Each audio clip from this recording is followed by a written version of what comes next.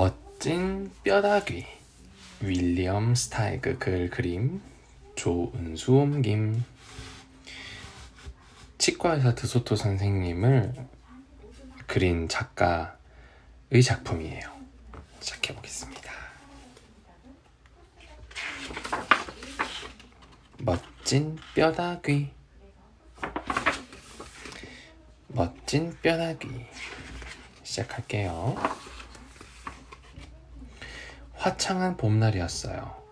펄은 학교가 끝났는데도 집으로 곧장 가지 않고 여기저기 돌아다니면서 열심히 일하는 어른들을 구경했습니다. 언젠가는 나도 저런 일을 하겠지 하고 생각하면서요. 이 친구의 이름이 펄이에요. 펄은 거리를 쓸고 있는 청소부 아저씨를 보았습니다. 또 빵집 안도 들여다보았어요. 빵집에서는 아저씨들이 오븐에서 뜨끈뜨끈한 빵을 꺼내고 도넛에 설탕을 뿌리고 있었습니다. 몰투비 아저씨네 외양간 앞에서는 할아버지들이 말발굽 던지기 놀이를 하면서 담배 때문에 노랗게 된 침을 탁탁 뱉었습니다. 펄은 그런 모습을 신기한 듯 한참 동안 바라보았습니다.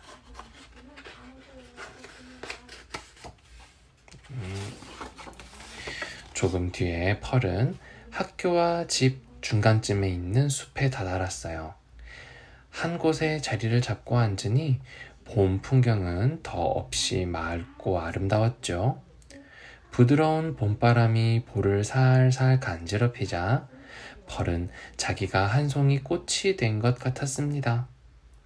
가벼운 옷자락은 꽃잎처럼 느껴졌고요. 아, 너무 좋아. 펄은 혼잣말을 했습니다. 나도 그래. 웬 목소리가 대꾸했습니다. 펄은 눈을 동그랗게 뜨고 주위를 둘러보았지만 아무도 없었습니다.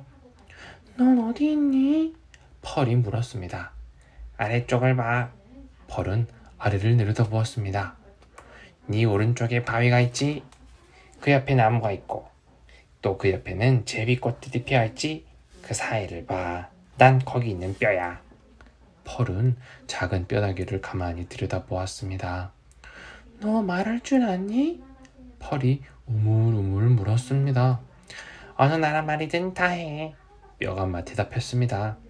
스페인 말로 할까? 올라. 아프리카 말은 어때?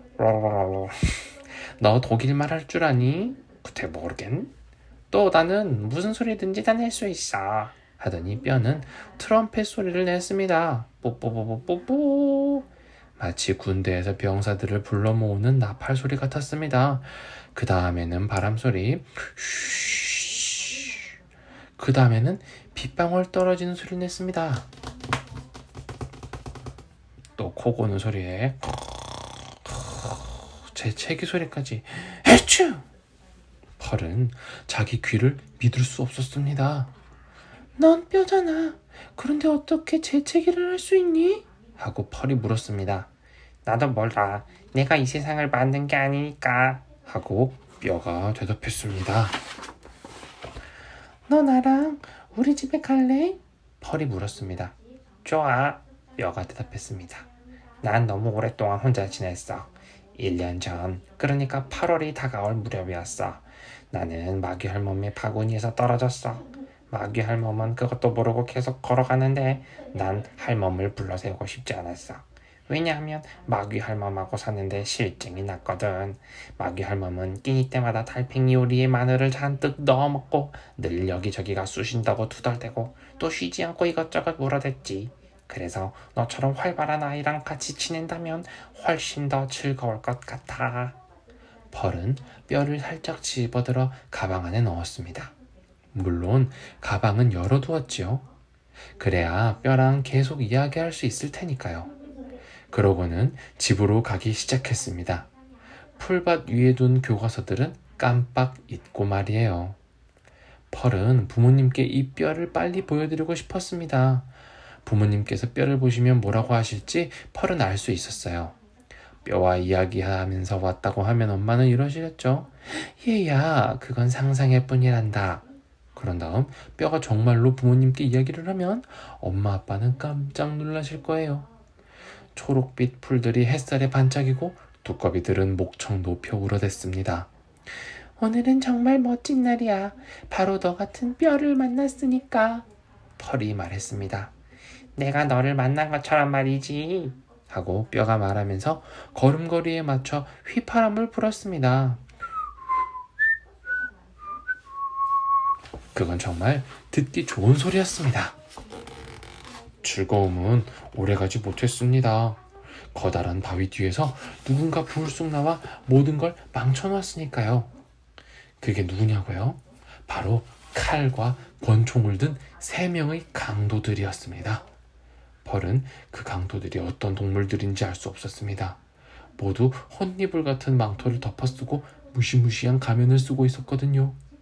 강도들은 사납게 굴면서 소름 끼치는 목소리로 말했습니다. 가방 1이네.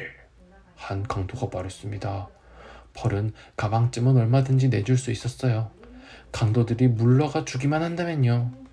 하지만 가방 안에는 뼈가 있기 때문에 내줄 수 없었어요. 안 돼요. 펄은 자기도 깜짝 놀랐습니다. 너무 용감하게 말했으니까요. 그 안에 뭐가 들어있는데? 한 강도가 펄의 머리에 권총을 들이대며 물었습니다. 바로 내가 있다. 뼈가 으르렁거렸어요. 그리고 뱀이 쉿쉿거리는 소리와 사자가 울부짖는 소리를 냈습니다. 그러자 강도들은 다음 소리는 들어보지도 않고 걸음만 날 살려라 하며 달아났습니다. 어느 길로 갔는지 보이지도 않았습니다. 펄과 뼈는 실컷 웃었습니다. 둘은 가던 길을 계속 갔습니다. 방금 전에 일어났던 일이며 또 다른 이야기들을 나누면서요. 하지만 그것도 오래 가지 못했어요. 나무 뒤에서 여우 한 마리가 튀어나와 길을 막아섰거든요.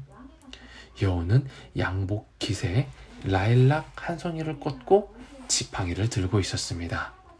그러고는 하얗고 뾰족한 이를 드러내면서 싱긋 웃었습니다. 꼼짝 마라. 여우가 말했습니다. 펄은 온몸에 소름이 끼쳤습니다. 넌 내가 오랫동안 꿈꿔오던 것하고 똑같다. 어리고 통통하고 또 살도 연하고 넌 오늘 내 저녁밥이 되어줘야겠다. 하고 말하면서 여우는 펄을 꽉 붙잡았습니다. 그 손 떼, 이 악당아. 안 떼면 네 귀를 꽉 물어뜯을 테다. 뼈가 소리쳤습니다. 누가 말하는 거야? 여우가 깜짝 놀라서 물었죠. 나는 뭐든지 잘 먹는 악어다. 특히 신선한 여고기라면 아주 좋아하지. 뼈가 대답했습니다. 교활한 여우는 강도들처럼 쉽게 속지 않았습니다. 아무리 둘러봐도 악어는 보이지 않았으니까요.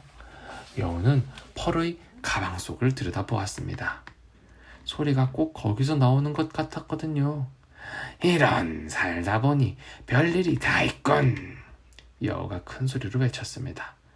말하는 뼈라. 나는 늘 이런 걸 갖고 싶었지. 여우는 뼈를 주머니에 넣었습니다. 뼈는 그 안에서 고래고래 소리를 질렀지만 아무 소용이 없었습니다. 여우는 펄을 앞장 세우고 자기 집으로 갔습니다. 훌쩍훌쩍 오는 펄이 조금은 불쌍하기도 했습니다. 하지만 여우는 펄을 저녁밥으로 먹기로 마음을 굳혔습니다.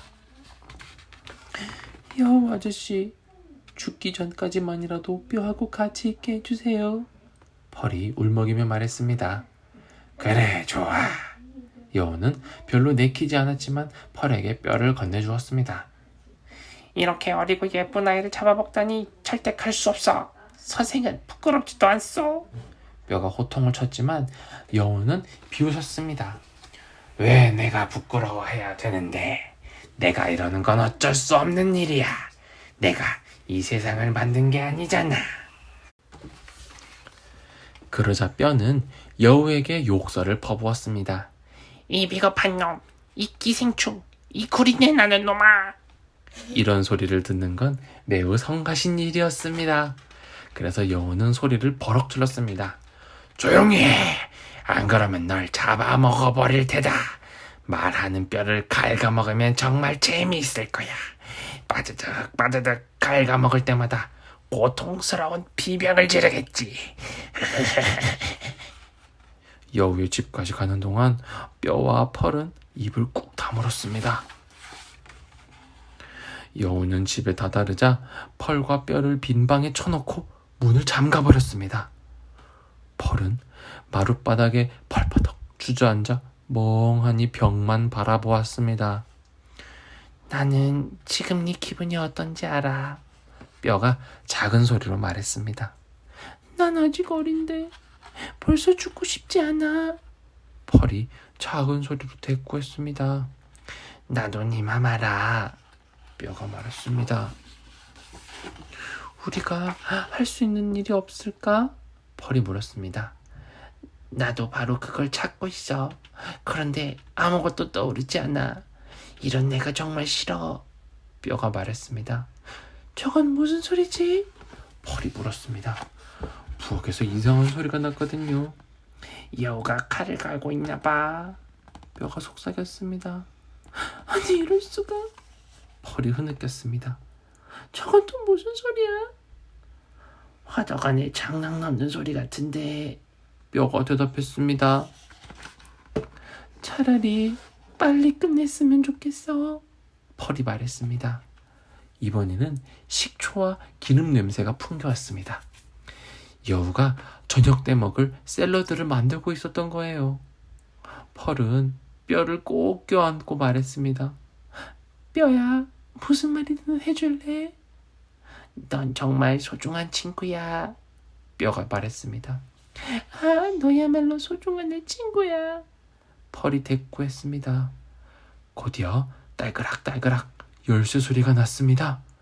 펄은 더 이상 한마디도 할 수 없었고 문 쪽을 쳐다볼 수도 없었습니다. 용기를 내. 뼈가 속삭였습니다. 펄은 벌벌 떨렸습니다. 펄은 부엌으로 질질 끌려갔습니다. 열린 화덕 문 사이로 시뻘겋게 타오르는 불길이 보였습니다.